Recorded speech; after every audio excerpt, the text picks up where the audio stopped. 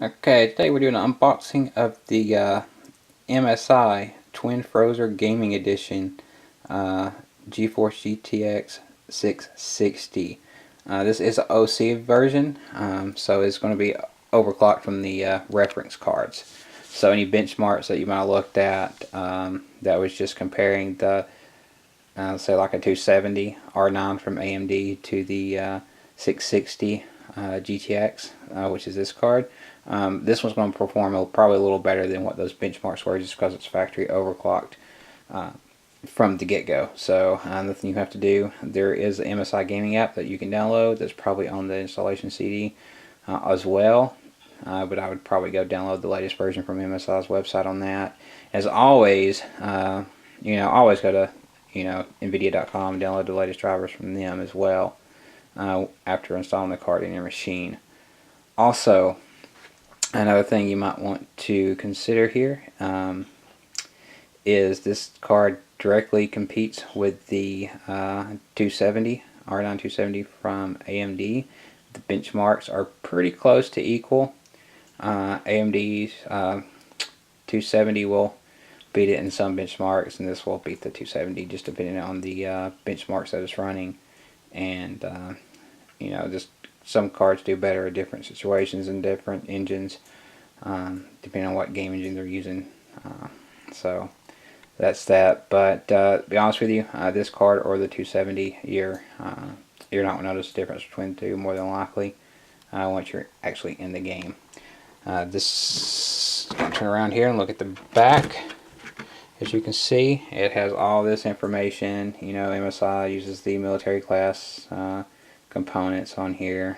The advanced thermal design on the Twin Frozr definitely helps with heat dissipation. And from everything I've read prior to purchasing this, it runs really cool and it works really well. Also, let's see if we can get down here. And I don't know if you'll be able to read this or not.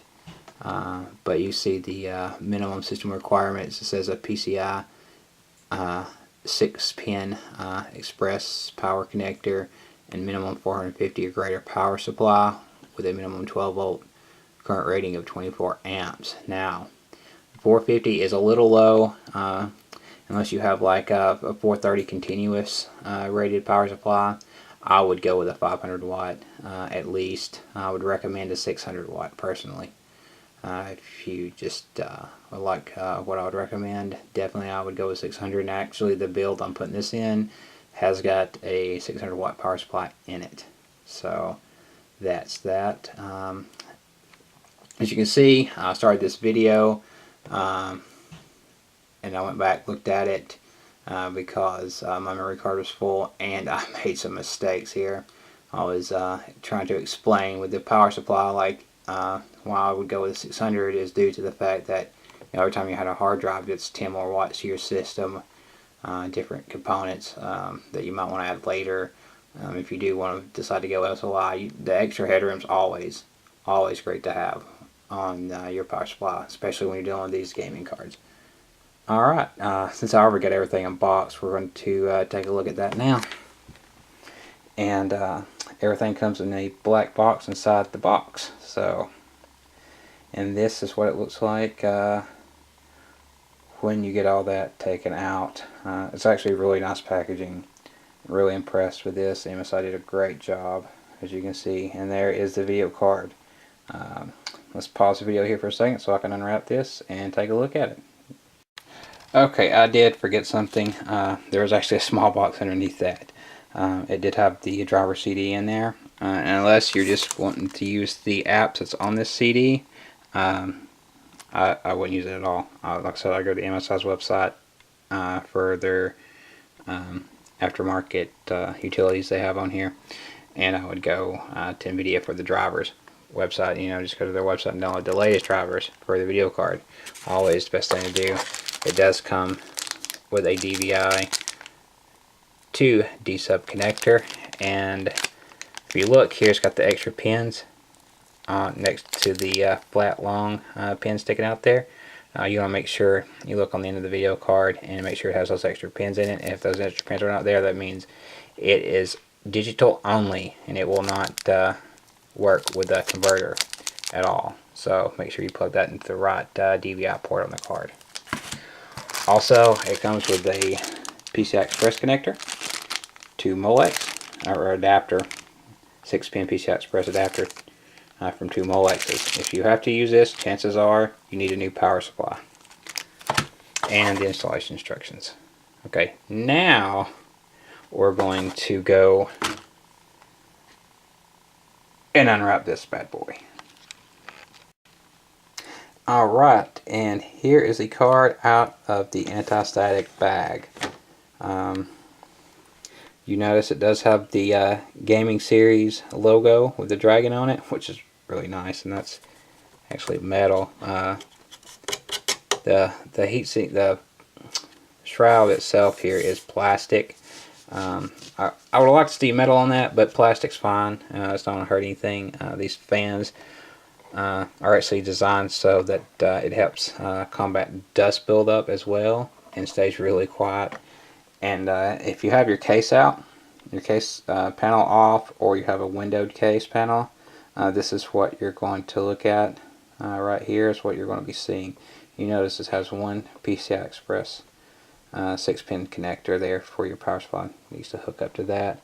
And like I said before, that if your power supply doesn't have one, you probably need to get a new power supply. And if you look right here, this, I really like this right here. This reinforces the PCB board so it doesn't bend. On these longer cards, it can tend to bend over time, especially setting your case, you know. Gravity just doing its job there. So definitely looks really nice, and it's going to look nice in the case.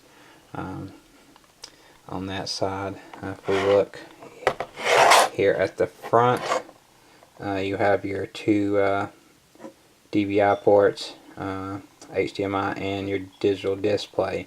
If you notice the bottom DVI connector, where we're looking right now, it does have the extra 4 pins, which means it is analog compatible to work with that adapter. The top one, however, is not. It's digital only. Chances are, if you're having to use the adapter, you need to upgrade your monitor as well. So that's everything as far as how the card looks. Actually, it's not. Let's flip over here and get a look at that PCB board. This is actually what you'll see that. It's not completely black, but it's nice, and it's got a brown tint to it. It looks nice. It's going to look nice in the case. And it does have your SLI 2-way adapter there. It will support SLI with 2 cards, which would be a pretty decent system to go SLI with, considering the cost of this card. If you want an SLI system, this would be a good card to go with. Also, you know, this is the 660. You're going to get great performance with you know, high, medium, high settings on 1080p on most any game. You could probably go above that on a lot of games, especially even the new ones that are out now. This card should handle just fine. Eventually, when I get the system built, I will be posting some benchmarks. But I don't know how soon I'll have time to get all this done. This is actually a lot more work than I expected, getting all this together here. So hopefully it'll be up soon, so we can get some benchmarks on this thing, and you guys can make a better informed choice when you're buying your card. It's always good to do your research. And that about covers the unboxing. If there's anything you'd like to know about the card, or have any questions, any feedback, I'm always glad to have feedback, positive or negative. Like I said, the better videos I make, the better it is for everybody. So, as I said, I'm not really here to make any real money off this. This is a hobby for me, and I just want to help people be better informed about their gaming hardware and computer hardware in general that they buy. So I hope this helps. Like, subscribe, comment, hate it, like it, thumbs up, thumbs down, just leave me some feedback. I'd appreciate it. Thanks, guys.